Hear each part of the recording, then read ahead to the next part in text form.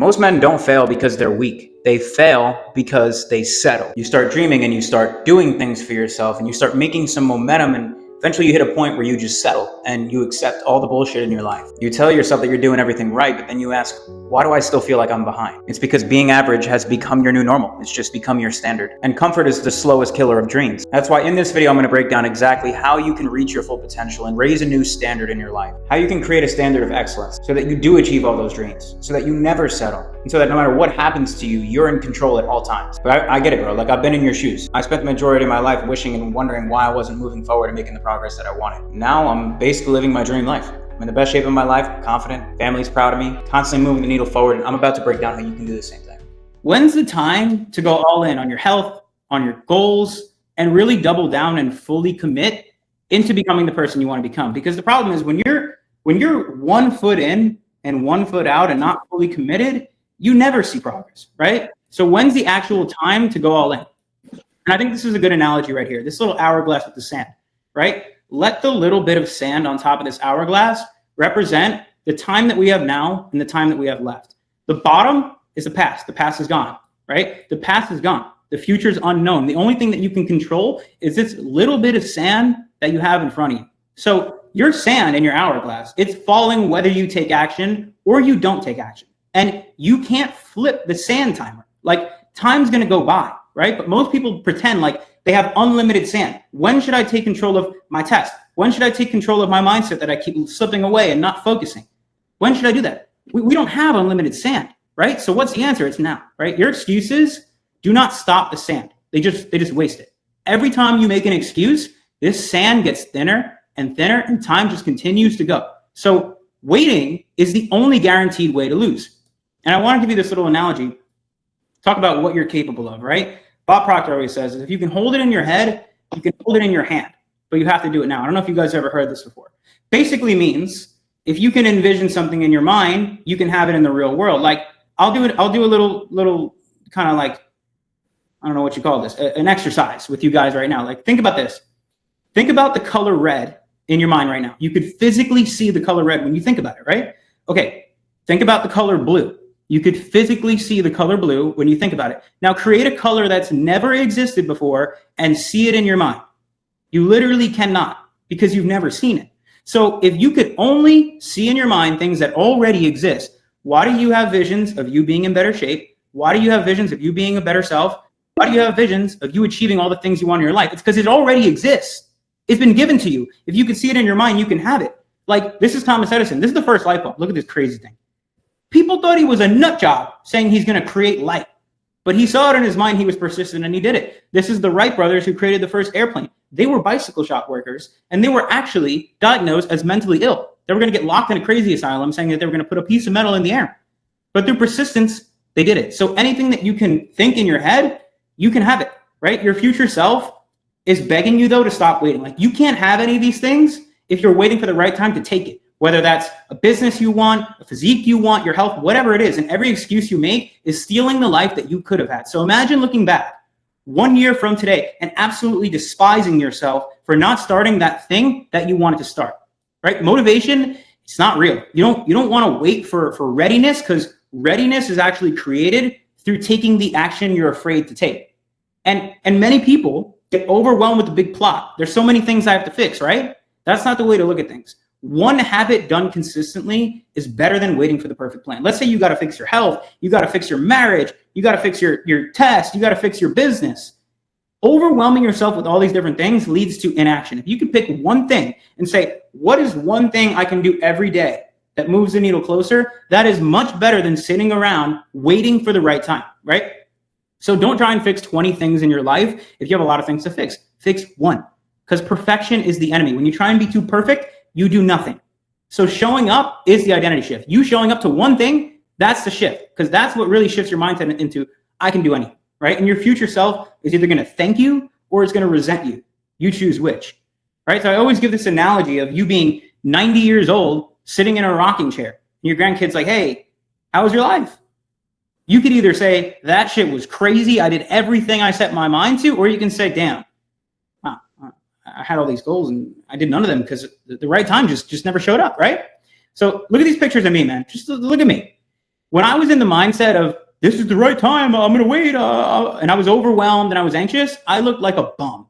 I was out of shape, was shot, I was on drugs, I was boozing all the time. I felt like shit. I had an autoimmune disorder. I was just a bum. I was lost. But when I actually just took one simple action, it led from this to over time being this. And me speaking to you on this call right now. I wouldn't be speaking to you if I waited for the right time. So this is why most people are really, really stuck, and why I was personally stuck in my life. These were the cycles. There was overthinking, which led to no progress, right? Constantly trying to plan something that never came. Never actually committing to anything, telling myself, oh, I'll do it Monday. Then I would feel behind. And every time I felt behind, I lost more confidence. I lost more momentum. I just kept falling back into the same cycle. Then there was the shame about my body. I was skinny fat at one point. I was pretty fat at one point. And at one point, I was very skinny. I've been them all, right? But the problem was I never had structure. And then I looked worse than I knew I should have. And then I hid away in my hoodies, my baggy ass shirts, and I didn't feel like a man. And for women, you could just say feminine, right? It applies to both genders, obviously. And then there was my identity conflict. I wanted to be disciplined, but I kept acting like my old self. I didn't change anything. So then I lived outside my potential. I knew I was wasting away my life, but I knew I could be more, hated that I wasn't. So that led me to do what? Be frustrated. What did I do? I went back to the bottle, back to overeating, and I never moved forward, right? And there's the delay loop where you want to change, but then you wait for the right time. And the right time never comes. So then you fall off. And then when you fall off, you beat yourself up. And this just keeps repeating for years. And I went through this for most of my life. And then this was my biggest one. Fear wasted my prime, man. Like I'm 27. So for me, I was always thinking like, damn, am I going to be 30, 35 looking the exact same I look right now? So that was a big fear for me. Right? I was scared personally that women would not respect me. Right? If you're a man or a woman, you want respect from your significant other. Right? I was scared that if I don't respect myself, they won't. Or scared of being the man who just never figured it out, watching my peers all blow past me, and I'm just that guy who never got it together. I was scared of waking up 5 years later with nothing to show for it, right? This is the fear loops that held me back. But I could have ignored all of them because this is who I was always meant to become, right? For the body, I always wanted to be lean, athletic, aesthetic, low body fat, shoulders, arms, V-taper, which, I mean, you can see, I sure as hell did it, right? That's how I always wanted to be. I wanted a physique that commanded respect. I wanted to fit tightly in my clothes. There's a reason I never wear sleeves, guys. I don't wear sleeves. There's a reason for that, right? I wanted the energy. I wanted to wake up clear, high energy, high mood, no inflammation, clean digestion, just confident, feel good. My identity, I wanted to be a man that my family looks up to. I'm a big family person. I just had my grandparents here for 10 days. I'm big on my family. Like I want to be that example, right? I want to be a man who does what he says. I just want to have that confidence. I want to be in control of my life. I want to be a man with discipline, structure, purpose. These are the things I wanted. A man that woman desires. A man that men respect. These are the things I wanted, right? And the life I wanted. I wanted more success.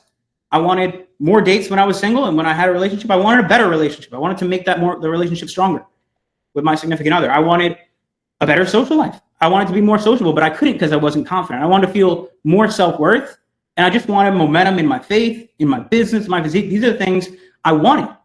And I got all of these things when I shifted my mindset from waiting for the right time to fuck it, I'm just going to do it. My chips are on the table. I'm all in.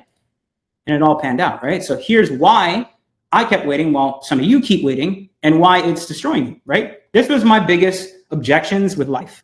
I'll start when I'm ready, right? The paradigm of starting when you're ready is that it's fear disguised as logic. When you're about to leave your old self and become your highest self, your old paradigm works like a toxic ex-girlfriend. It knows you're about to leave it and it gaslights you and it comes in the form of logic. No, don't do it. You'll never feel ready, right? That's what it tells you. But motivation is a lie and it doesn't exist. Readiness comes through action. You take a few steps, now you got momentum, now you're ready for more, right? And every day you delay, you betray that version of you, right? Money is tight. Now let me explain what I mean by this. This is really just avoiding responsibility, right? When I say money is tight to stop going out. Money is tight, but I still went out. Money is tight to just get myself a walking pad. Money is tight to upgrade from normal food to Whole Foods. Money is tight to get a mentor. I gave myself this excuse, but you know how much money I was spending at the bars? You know how much money I was spending on clothes to make me look good? What really would make me look good is building a physique. I was spending money on bullshit. So it's not that I didn't have money. I just wasn't willing to stop spending money on shit that wasn't going to move my life forward, right? You already spend more escaping with the pain than solving it. At least in my case, I did. I was spending plenty of money on escaping the pain, right? Even like video games. Video games were a big vice for me because it took me out of reality, right? But the real cost came down to staying stuck. And what's the cost of looking the same next year? Is it worth you giving up the bottle for a little bit? Is it worth you stopping buying all those clothes? Whatever it is for you, you got to ask yourself these questions. Life is busy. Okay, well, this is really you just waiting for conditions to change, external conditions, right? But what's the real problem? It's you inside. It's the person you are inside. It has nothing to do with your external. Life won't magically open up a time. If you're waiting for life to get less busy to tackle the thing you need to do, is that to say that life's never going to get busy and that when it does, you're going to give up on your goals? No, it's all BS, and life won't magically open up a time, right? People who win, they create structure in the chaos. This is what me and Sai just went through. She's going through some shit. We created some structure to get her through. Me and Matt, he's going through some shit. We created some structure to get him through. Busy doesn't mean you give up, right? So we all have the same amount of time. Other people just use it better or more efficiently than you if you're struggling with time right now. That's why I always say, go to the Google Calendar module and build out your calendar. But busy or not, the sand still falls, man. The hourglass still goes, right? And this is the last one. There's two more. I don't want to fail again. This was so big for me. Protecting an ego. Like a great way to give an example is I used to be afraid to talk to girls, but I wasn't afraid of them saying no. I wasn't afraid of feeling embarrassed. I was afraid of what that would mean for my ego. It was my ego I was protecting. It wasn't the actual objection, right? So this is why people don't commit to their fitness goals. This is why people don't commit to starting that business, is because if you fail, your ego is going to crumble with it. And you've been holding on to this ego that's holding you back, right? So with fitness, a lot of the times, it's not that you failed. You probably just had a flawed system. Like Brandon, he's not a failure. He just has a shitty system. You don't have structure or identity. You got to get clear on what you want from life, right? You got to figure out what identity you're trying to become, and then finding ways to hold yourself accountable, or getting a mentor, whatever it is, tracking inputs, things that will actually hold you accountable, right? The only real failure is staying the same. That's the only failure. Because anytime you fail at something or don't succeed, you now have data. You have data to say, okay, this didn't work. Let me try it a different way. That's not failure. Failure is when you give up. And then I want to start something when I have more discipline. This is complete backwards thinking, because discipline is built through tiny little consistent action. That's how the discipline actually gets built. It's not something that you wait for, and then action builds confidence. Confidence breeds consistency. Consistency gets results. You're not going to wait to feel confident. You're not going to wait to build discipline. You have to decide, right? So the man you want to become, the woman you want to become, takes action before he or she's ready. Now, this is called the paradigm. I talked about paradigms. This is actually what it looks like in a visual. It's the cycle that keeps you stuck. You have a thought, leads to an emotion. Emotion leads to action. Action leads to result. Reinforced paradigm. I like the genetics example. You think you can't get in good shape because you have bad genetics. So that leads you to feel unmotivated, feel disconnected. So when you take action, you're doing a half-ass, because subconsciously you don't even think you could do it. So you taking that half-ass action gets you the shit result you keep getting. And then you say, see, I knew it was my genetics. No, it's that you thought it was your genetics. Because if you were convicted that you can overcome those genetics, you'd feel good. You feel motivated. So when you took action, you take it with careful intention. You take it with confidence, which would actually get you the result. And you'd say, see, I knew I could beat the genetics. Now apply that to anything in life. Now here's like one of the biggest paradigms people stay stuck in. You have a desire. I want to get better. I want to start this. I want to do that. But then you have fear. You have delay, which leads to avoidance. And then you hate yourself for not doing it when things get out of control. And then the confidence goes even lower, which leads to more delay. You see the cycles? Everything in life is cycles. So your life changes when you change. That's really the message here. You don't rise to your goals. I know Will always says, you don't rise to your goal, you fall to your standards. I like to say you don't rise to your goal, you fall to your identity. You fall to who the fuck you think you are, right? And the version of you who has your dream body, whatever dream life you have, he or she already exists because you could see it in your mind. Like I said before, you're just not acting like that person yet. That's it. So identity shifts through action. Act like that person. Do what that person would do. One habit a day. Don't worry about perfection. And showing up daily builds the confidence, and it rewires your subconscious to believe in yourself. Build trust with yourself, and the results follow. You have this. You shouldn't think, oh no, I don't have this. No, I have this. What am I going to do with it? Right? Focus on what you do have. The sand is falling. We're all running out of time. We got one shot at this thing, right? Your future self is begging you to stop wasting your life. I don't know what this means to you. I hope this spoke to you guys in one way or another, but every year you wait, it steals the body, steals the confidence, steals the life that you know you can have now because you can see it in your mind. And the right time doesn't exist only now. And most men, women, they die with regret because they waited instead of acted. So your life changes the moment you decide. And I just wanted to put this little picture because this was like Thanksgiving with my family. My family is what drives me, man. My family is my motive. And every day I fall short of myself, I feel like I'm falling short of my family. Because men, my belief is we are the windshield our family looks through to see what's possible. If no one in my family is in great shape, right? But if I could do it, it inspires them. I had my grandparents eating whole foods, which they don't do. I brought my grandma to the gym. My mom's asked me for tips to be healthier, my cousins. That would never happen if it wasn't for me. So if you can't do all these things I said for yourself, put someone else there. Do it for someone that you love and that you care about.